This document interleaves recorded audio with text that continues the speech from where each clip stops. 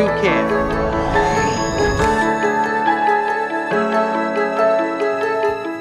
Hi friends, I'm Les Mood with the Energy Independent Show. Today we have Shiba Bhawmik from Sinewatts. He's the president and CEO. We're going to talk about the game-changing technology at Sinewatts, and we have some questions from our friends in India. So, Shiba, one of the first questions is, in the infrastructure with regard to the rural areas of India, will there need to be some upgrades, and how will the Sinewatts technology integrate with that infrastructure? Thank you, Lex, for asking that question, and thanks to our friends in India. In particular, our technology is essentially what we have been calling is the micro-utilities on wheels. We bring the grid to where there is no grid on the wheels. So when it comes to the rural India, and in particular areas that have spotty electrification, we number one bring resiliency, reliability built into the infrastructure of the vehicle itself. And with respect to rural India, what we envision is this, that let's say there is a village community of about 100 families. And if you go through the math, and we have done that a little bit, if you go through the math, we are finding that for about 200 kilowatts of solar, it sustains a family, it sustains a community of about 100 families, along with only like 6 or 7 vehicles that have the platform of the Sinewatts technology built into it. It's actually quite transformational. So for less than, in other words, in financial terms, for less than about $200,000 to $250,000, we have the opportunity to transform the lives of 500 to 700 human beings and give them the opportunity of continuous electrification in their life. Absolutely. We know another question is, how can the Sinewatts technology reduce the cost of electric vehicles for the people of India? So with respect to the conventional vehicles that are being deployed today, we are the lowest cost platform and the lowest cost vehicle platform that can be brought to market. Primarily because of the integration of many different components that you and I have discussed before, that is necessary for the infrastructure to support sustainable electrification. So that's number one. So the vehicle cost goes down, the infrastructure cost is almost eliminated to a great extent.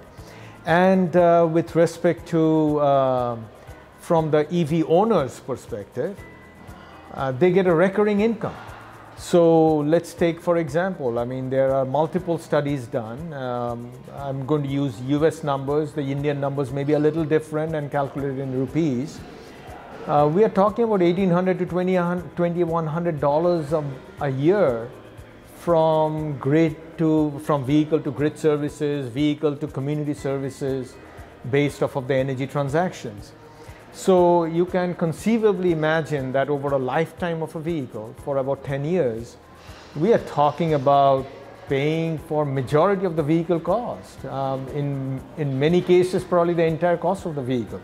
And then after that, when you have million-mile vehicles, million-mile batteries built into the vehicles, we are talking about continuous income coming into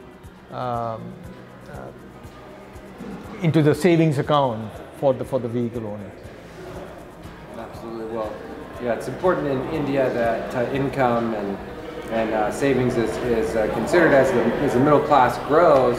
This could be a way for the savings to drive that growth. That's exactly right. The way we are looking at it is that, and you and I have briefly talked about it in other contexts, is that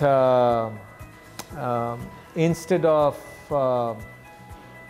a huge amount of infrastructure build, that money or that kind of resources is now getting equally distributed at the grassroots level, and thereby we are uplifting the communities that have been marginalized or compromised in the past. So it seems like the Sinewatts technology is a an opportunity, a game-changing technology that will uplift the opportunity of people in India as well as increase the sustainability, reliability, and resilience of the grid in India. Yeah, the other way to probably carry that thought a little bit further and extending it a little bit more is that we view it, and we are humble about this, that we have the opportunity to make a transformational change for more than 1 billion human beings, and there is no greater purpose for an entity or a group of people to be able to make this happen. Right. And we want everybody's help to make this happen. You know, I have a question.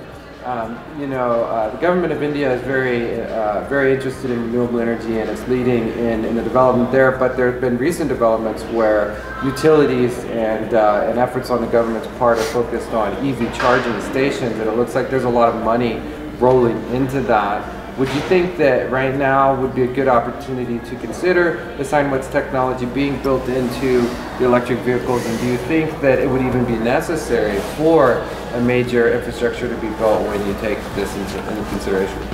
Yeah, well, very good question. So obviously our big play is the infrastructure cost reduction, and not only that, not just the cost aspect of it, the energy sustainability and scalability aspect of future deployment of electrical transportation or electric transportation. So maybe I'm going to answer your question a little differently, if I may. So there are 3 primary objectives that we believe we would be able to accomplish in India if this technology is deployed. Number 1 is that it is the infrastructure. We make it sustainable, we make it scalable, and we make it completely clean and highly efficient. Demand side energy efficiencies bring in disruptive transformation. So that's 1.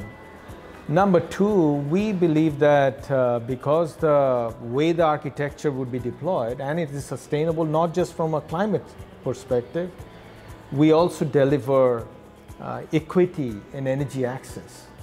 And that is very close and dear to me, because I do believe that as we are seeing with the rolling blackouts in California, the systems that are on the verge of the weaknesses, right? I mean, they are already compromised, and when severe amount of load will be demanded on the demand side and the generation side cannot handle it because of the intermittency of renewable generation, that is going to create unprecedented havoc and chaos on the grid.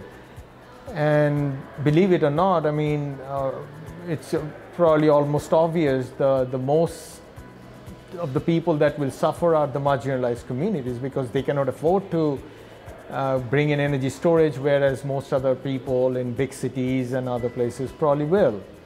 And so a big factor for what we're doing is we do believe that we have to bring everybody into the fray and help them through this process. It cannot be done by leaving out certain sectors and certain segments of the population to only go after electric transportation. It has to be done such that everybody can be part of it and nobody feels that they are left behind. Yeah. So that's number 2, if I may finish that. And number 3 is that obviously, I mean, the energy independence that comes along with it.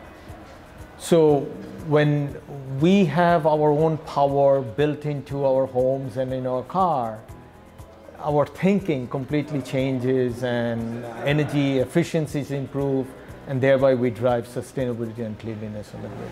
Yeah, if we drive innovation, we want it to be transformative and not disruptive, where everybody moves forward and no one gets left behind. And one of the questions was, how can money be made, or how can someone take an electric vehicle with Sinewatts technology and actually make money from it? You mean from a manufacturer point of view? From a consumer. From a consumer point of view. So, yeah, I mean, it is the grid services.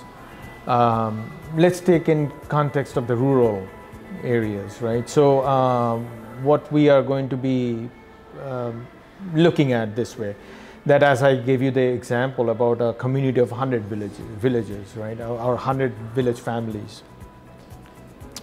About 500 to 700 people can be powered by only 200 kilowatts of solar.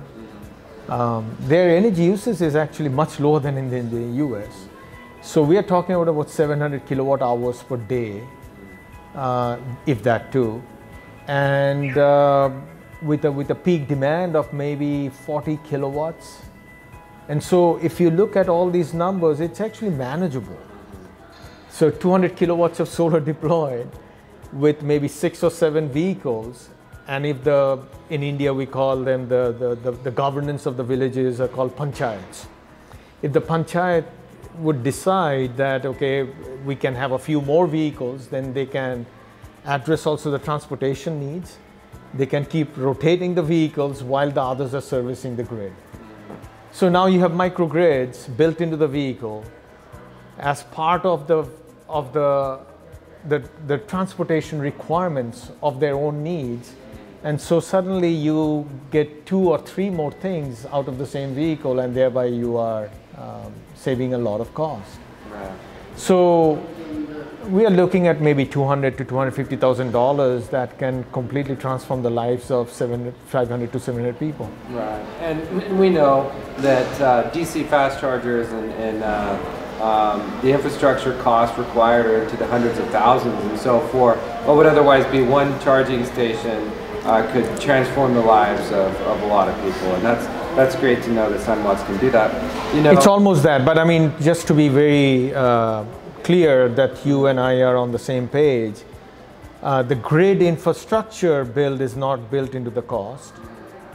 If there is a grid infrastructure, and that's the beauty of the rural aspect, it can be a microgrid. So we don't have to bring in huge power lines over many hundreds of miles of high voltage power lines anymore, because it's all contained in the same community. Right, so you're leapfrogging the need for the infrastructure in the first place, as well as the localized That's exactly fast charging correct. units that would otherwise not be necessary with Sinewatts. That is just simply not possible with the centralized platform with wires being brought over hundreds of miles. At least not sustainably. Yeah, and not sustainably, not as cost effectively. Right, and with the limited budget of any government or institution, it would only make sense to not incur that cost. Not even venture that way, that's correct. And you know, another question is, as far as, you know, different types of vehicles, scooters and buses, and there's a lot of buses in India, there's a lot of scooters in India. Is it feasible to integrate the Sinewatts technology into those vehicles as well? Yeah, the beauty of what we have been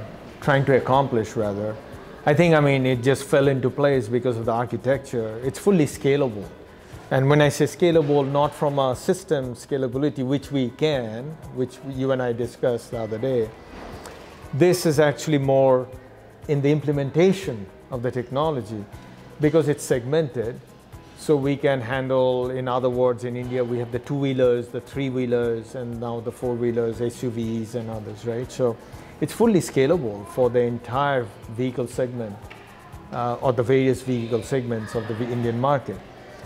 Now, we do believe that without getting into the meat of our business plans and all that, there is a sweet spot where we believe that the technology makes the biggest impact, and we would pursue that. And we'll be more than willing to work with partners to adopt our technology into the other segments. Absolutely. You know, you're working with a team, and this team of ambitious engineers is really impressive and inspiring. And my understanding is you've come up with a name for a prototype vehicle. Can you describe the meaning of the name and share that with us? Yeah, I mean, we are still working through the trademarking process of that. I mean, because we view the vehicle as a vehicle of electrification. So we came up with the word, we came up with the name, what is the name for electricity in India, in Hindi, called Vidyut. So we are calling it the Vidyut India EV, the Vidyut India electric vehicle. Absolutely. Well, that's it, Shiba. Thank you for your time and for your insights and for sharing your answers with the India audience, as well as encouraging everyone in India with your efforts. It's very inspiring and the potential is huge. Thanks again for your time. We look forward to seeing these rolling power plants everywhere, the scooters zooming around in India. You know, it's going to make a big difference in the world. Rolling microgrids is going to change the world. So that's it for today. Thank you for watching. Thank you for joining us. We will see you next time. Feel free to like, comment, share, and follow, and make sure you visit Sinewatts.com.